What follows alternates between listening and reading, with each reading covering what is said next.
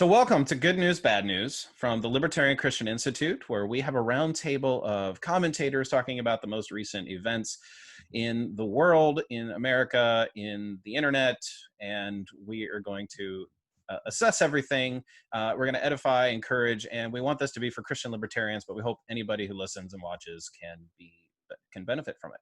So I kind of chose Proverbs 25:25 as sort of a theme verse, like cold water to a weary soul is good news from a distant land. Well, libertarians seem like they're from a distant land to a lot of people, so hopefully we can bring some good news from our land to yours.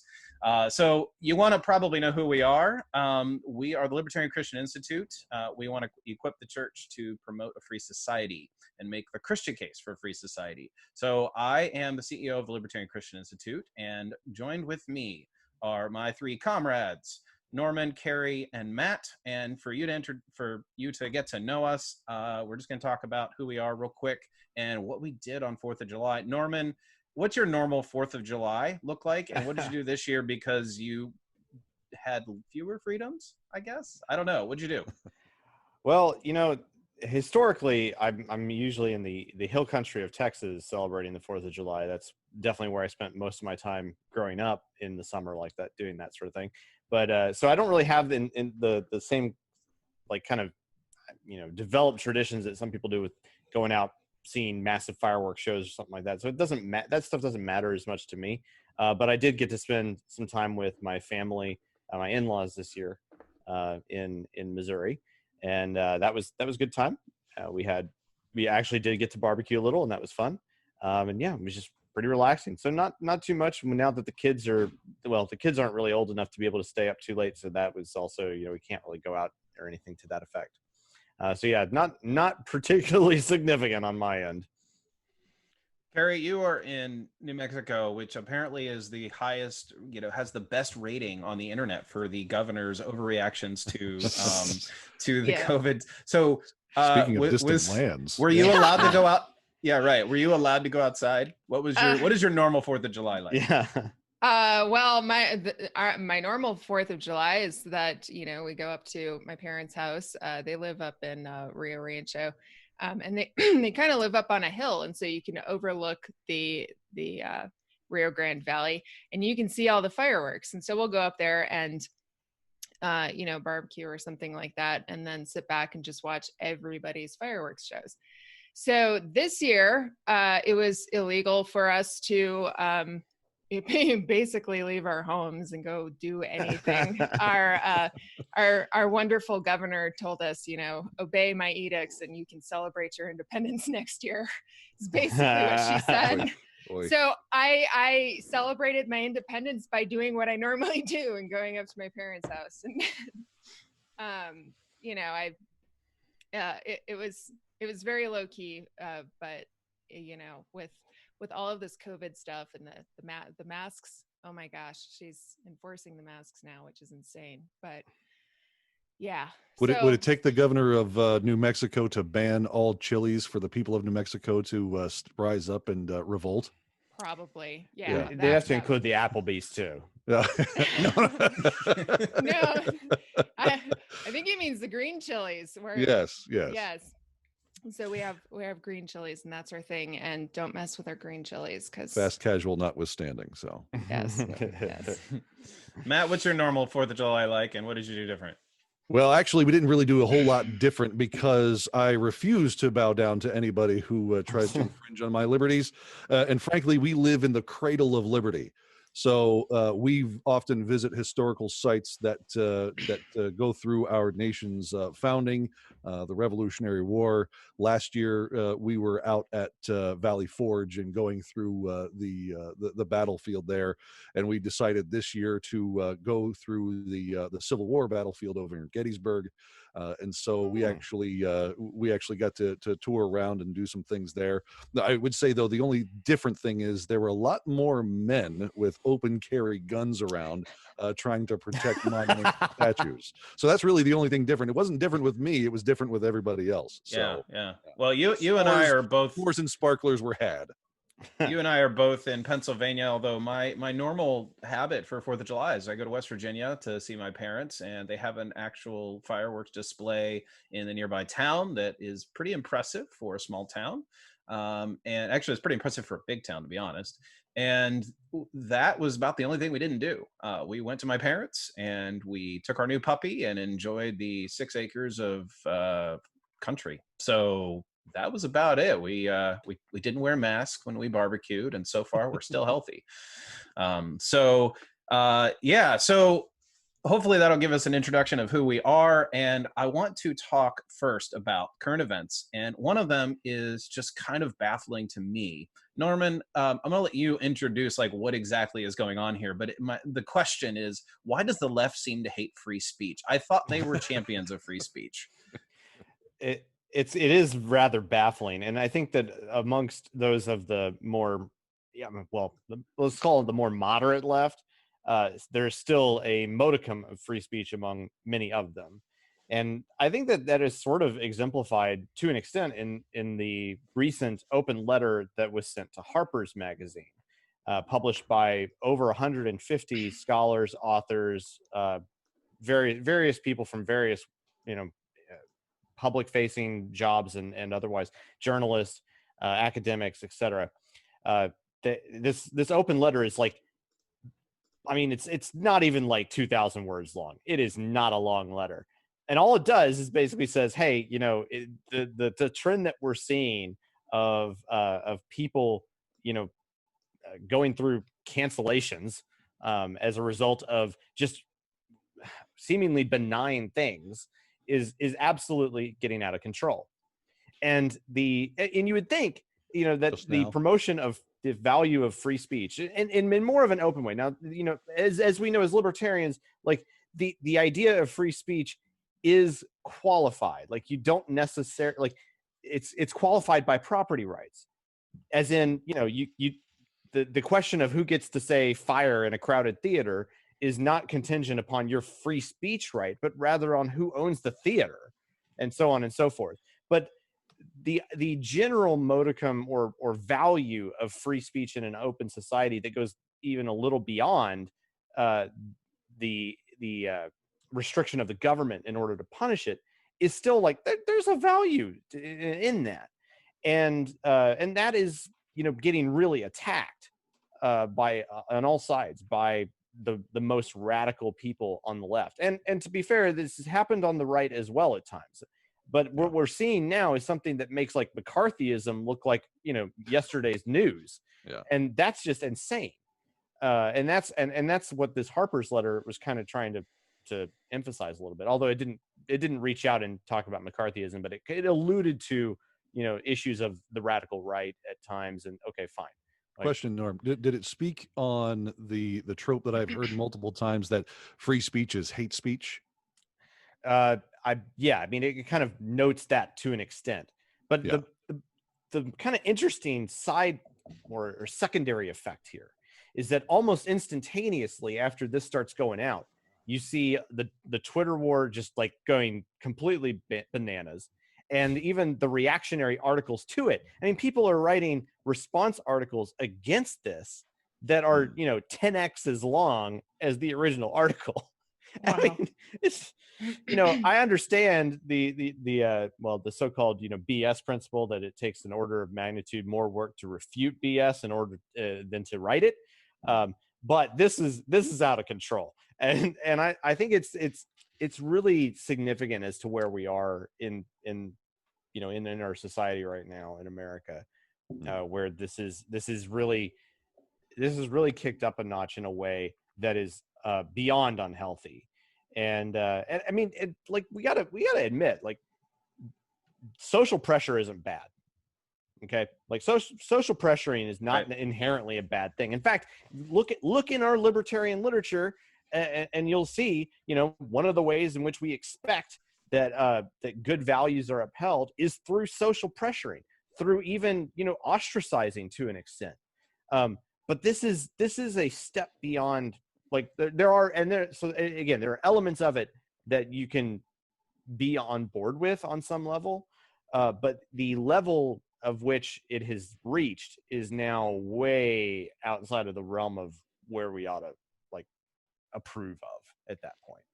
Yeah, social pressure is always better than state pressure because Yeah, exactly. one of the fundamental tenets of libertarianism is the difference between culture or society and the state. Yeah. But a lot of people sort of kind of want to merge those and so forth. So Yeah.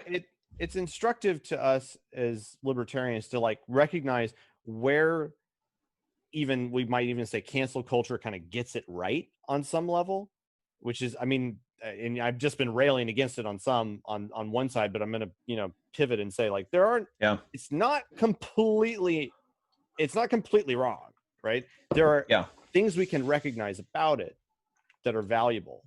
But the way in which it ultimately gets practiced is getting out of control. Kerry, I'm sorry, I kind of preempted you well, there. I was just going to say, I mean, social pressure is one thing when it's spontaneously when it spontaneously arises from culture, but that's not entirely what we have here, because we have a media driving a narrative, we have politicians driving a narrative, and you have people latching onto that, and then bringing up their cancel culture and that sort of thing. So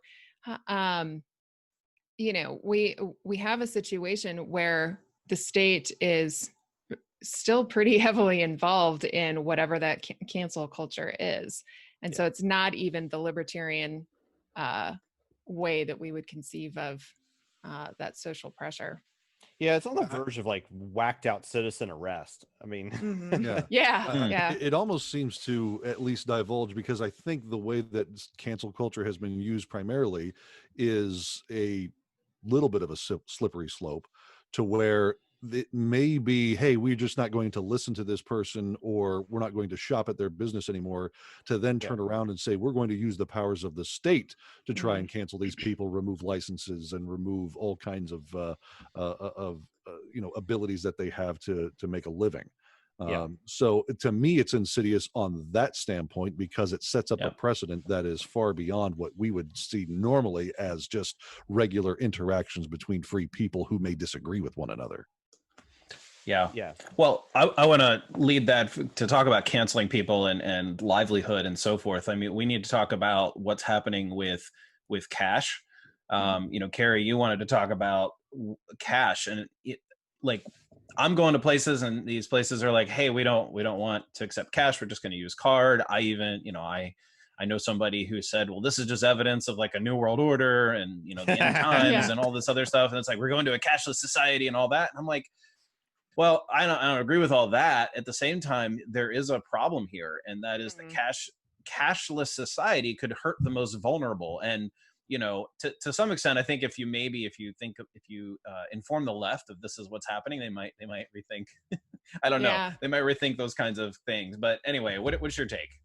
Well, yeah, no, this sort of came up because I was seeing these pictures on social media about, people our businesses not taking cash, but not just that. It was, if you're going to use cash, right? So some businesses were accepting cash, but if you're going to use cash, you have to use exact change because there's this coin shortage, which I'm like, okay, I don't know where the coin. Can't just mint new coins. Yeah, they're like, we have to wait for the we have to wait for the Federal Reserve to do something with the coin shortage, and I'm like, okay, but yeah, sort of the pendulum swing of that reaction has been, okay, this is new world order. This is the mark of the beast is the cashless society, and it's like, okay, let's not swing the pendulum so far, but there is something to be said, I think, about the impact that a cashless society would have on and not just poor people, but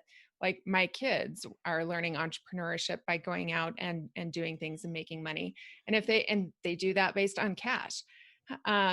You can't give to a poor person at a red light if you don't have cash. So I think there's something to be said about the practicality of it. We talked about property rights before. How can we say that the digital currency that we hold is actually our property if you can't actually touch it? So, I think there's something to be said about hard currency and having that in circulation and having that be a regular part of our economy. Kerry, would you say that the whole debate now on cashless societies and this becoming more of an issue is that this generation's gold standard debate?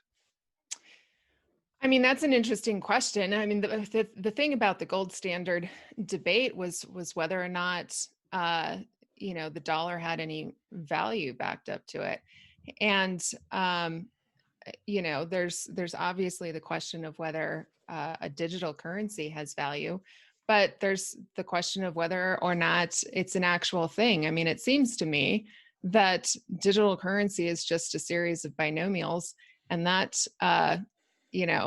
that intersects with the whole intellectual property rights thing, which libertarians, well, Rothbardian libertarians anyways, deny that the intellectual property rights exist. So if intellectual property rights don't exist, then digital currency can't technically exist. Writing binomials down. Just want to make sure I got that word right. So. Oh, okay, good. Yeah, but there is an innovation though. I mean, when you say digital currency, I want to be clear. Are you speaking of, strictly speaking, like the way in which the federal government is managing, ledger lines, or are you talking about Bitcoin and cryptocurrency in the first place? Well, I honestly, I mean, I've heard some things about Bitcoin and cryptocurrency and how they're trying to, make that very different from the situation that we have. But no, I'm talking about the what the federal government is doing, okay, and the way they're, Then I agree with you. So yeah, that's fine. But I mean, if we're going, but even in next episode we debate Bitcoin. Yeah. Well, but even with Bitcoin, I mean, how would that work with kids who are trying to have a lemonade stand, or poor people on the corner who just needs need to buy a burger. Okay, the super short answer to that is that it would be still a problem if you were trying to do that with, say, divisibility of gold. But in the case of Bitcoin, it's actually more divisible and more portable than gold. So it actually is an advantage over what would be considered to be the libertarian standard in this regard. So that's the short answer. Now, that's backed up, I would have to say, with the theoretical foundation of what Bitcoin is and why digital scarcity is a real thing. Mm-hmm. And then of course, you have to get into, you mentioned, like, how do you know that you own it? Well, okay, that's a whole nother issue. I mean, but even Stephan Kinsella has weighed in on that as with regards to, is Bitcoin ownable? And so I would refer you to that paper, or at least his writings on that, to get to that point. And so now I'm going to shut up. So I think here's the thing, though. I think this whole debate allows us to really, as libertarians, push the conversation of, it's really not about the digital currency, and it's not really about the cash in itself. Mm-hmm. It's about the competitiveness of currency, and that we should have that as a society, so that people are free to choose that. But anyhow, I digress. Yeah, no, I think you're spot on with that. I think, there's probably a conceivable way where you could have a legitimate cashless society, but we gotta deal with the freaking federal government first. Well, when the monetary system is being, it is what it is right now. That presents us a prescient problem and an existential threat to economic well-being. That might have to be another episode as well, as how far do libertarians go, where practicality is just all missed completely because reality does not fit the desire. But anyway. So we have federal government problems, and Matthew, you and I share the same state governor problem, which is that you and I are under the same orders, at least on paper, or someone's piece of paper or digital signature or whatever our governor and signs visible things lines on. And all. Visible lines. So you have a reopen PA background, as everybody can see, which you have, you've been in charge of, I should say, you've been partly leading a movement to reopen PA. And what that brings to mind is, for Christians especially, but even just Americans, is like, at what point do we have, at what point is civil disobedience a good thing? Is it always okay? I mean, can we just always disobey the government? You and I both know, I'm not going to name any places here. So you and I both know places that are saying, we're just, like, sheriffs and so forth, local government officials saying, we don't really like the governor. We're not going to enforce anything. So there's Right. a sense of nullification going on, but this is a Christian discussion as well. And so what do we do with the Christian morality of defying your governor? I mean, I've had conversations with people who are like, no, it's biblical to obey your government. Not in every case, but this doesn't seem like it's pushing it for them. What about you? Yeah, I hear a lot of those arguments on Romans 13 and the tired old things that libertarians have had to, especially Christian libertarians, have had to deal with for a long time. There's a simple phrase that I like to bring up to people who have that very sentiment of, well, shouldn't we obey the government? Romans 13 teaches us that we're to submit to these authorities, and we're supposed to just shut up and listen. And I just have to say, okay, well, one, what and who is the ultimate authority of the land in this country? What we've agreed on, what we have chartered, who is the ultimate authority? And that is nebulously the people, but also our Constitution. And so when a governor or any other authority does not bend to those authorities, I believe it is the right and the ability of individuals within that government to stand up and say, you're not obeying God, governor. You're not doing what is necessary for good godly government. Your scales are out of balance. And so we need to, as individual Christians and those who support liberty, remind our civil servants, I'll just put that phrase out there, our civil servants, that they are under the authority of the people and the Constitution, not the people and the Constitution under the authority of the civil servants. In other words, we have a responsibility to challenge. Like, yes, it's absolutely. it's part of the law. Like, one way I think about it is, I grew up in a pretty conservative, setting, and it was like, it was against God's moral law to disobey the speed limit. House, so what's that? Yes, that's true. Yeah. Well, I didn't grow up around here, but yeah, you could see. Yeah. Okay. So side story there. Speed limit, right? I grew up being told that if you disobey the speed limit, you're disobeying God, because the government said you should drive 55, and if you drive 56 and up, then you were just willingly, whatever, then you're disobeying. But when I began thinking about this as an adult, and I thought, wait a second, the law is written as such that the government actually has to evaluate its own laws on what the speed limit is based on what the people are actually driving.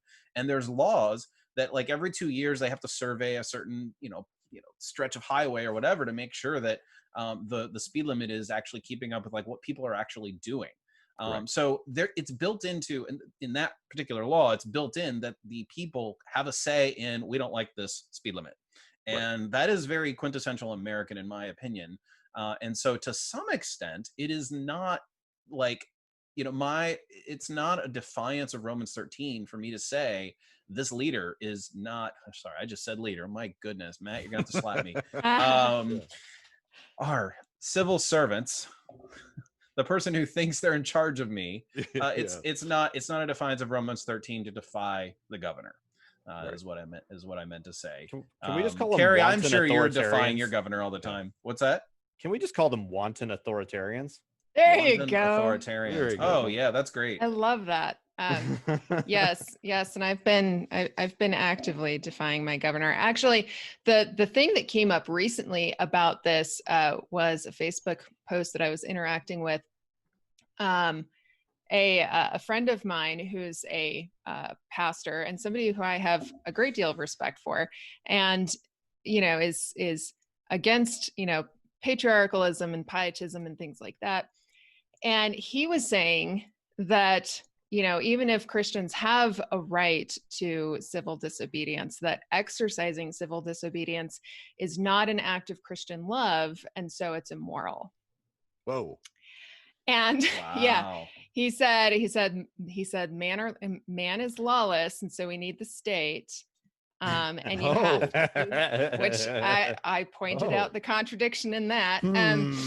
But I thought it was interesting because there was a ton of people who got on after that, and they were like, this, if it's not an act of Christian love, then you can't do it. And I was just like, this is absurd. These They're are saying people, that civil disobedience is in and of itself not an act of Christian love, or like there are actions that, unless they are acts of Christian love. Civil disobedience in and of itself, like even beyond that, exercising your rights when it could be perceived by some as, you know, either against the law or, you know, indirectly harming another person. So this was in the context of both fireworks and I believe the masks. Please tell me you threw Henry David Thoreau in their faces. No, I didn't even go that far. He sort of short-circuited and shut down the conversation.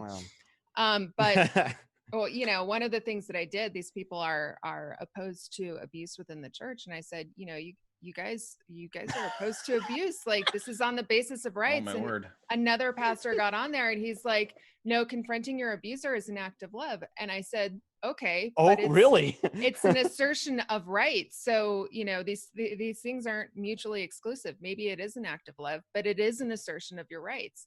And, you know, that was when they short circuited. But yeah, that's sort of the new thing that I'm seeing now. That's remarkable, Kerry. I mean, like, that sort of behavior is precisely why, you know, like 12 now, it's almost 13 years. Is it 12? No, it's 12 years ago that I started libertarianchristians.com.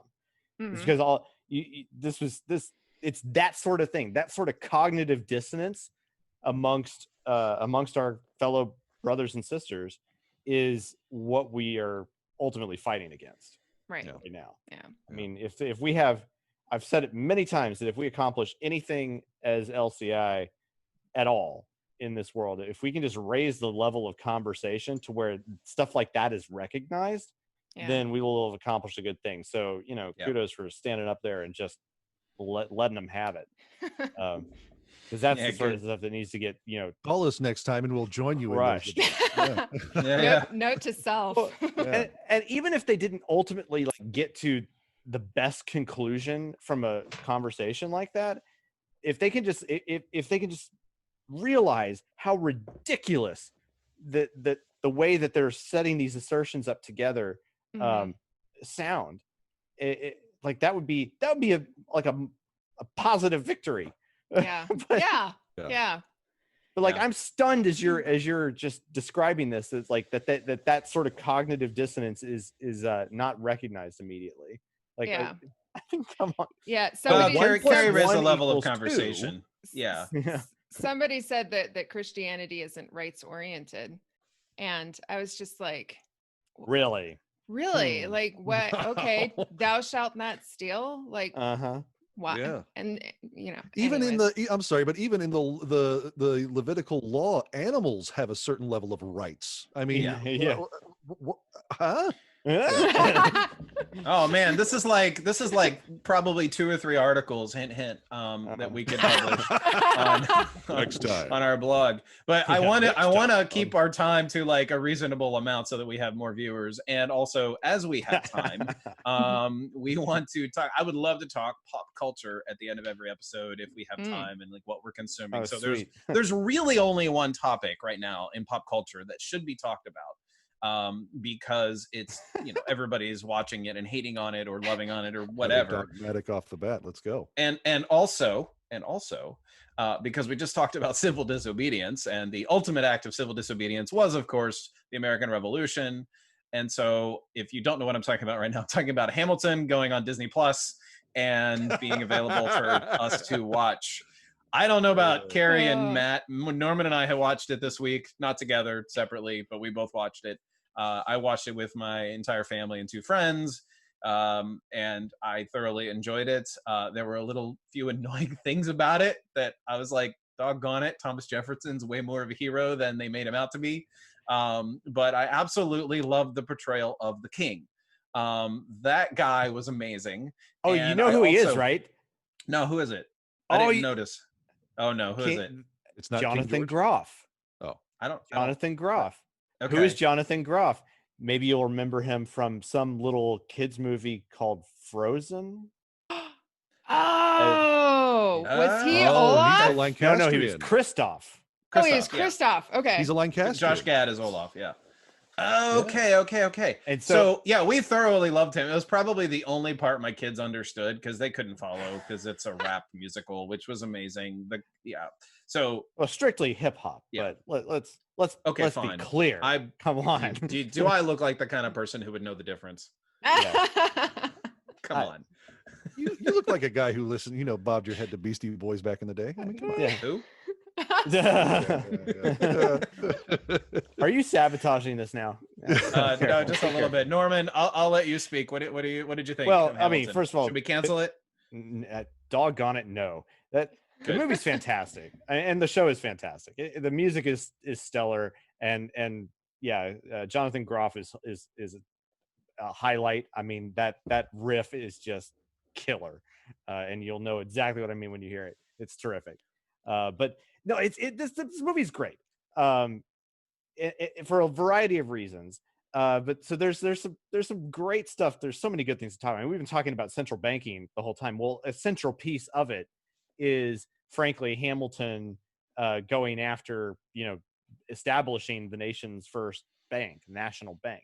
Now, while we could agree here, and that this is a terrible thing, and for any number of reasons, and the show pitches it in a bit softer way. It kind of it sets up the national banking system, if you will, as being a huge innovation and an important piece of making America prosperous.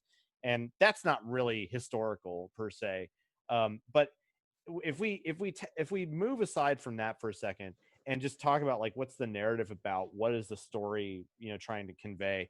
I mean, there's so many interesting meta messages and things that are going on in it that I actually think this might be one of the best things for the country to view right now, especially given what we've been talking about with cancel culture, and which is also leading to kind of a disintegration of the appreciation of history and so on, as Matt alluded to earlier, going to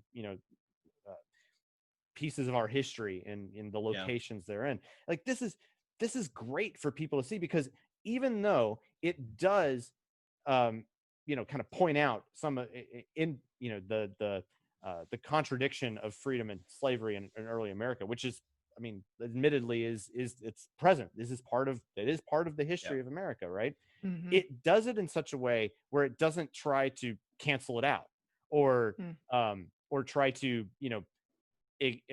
overlaud people for being one way or the other, even.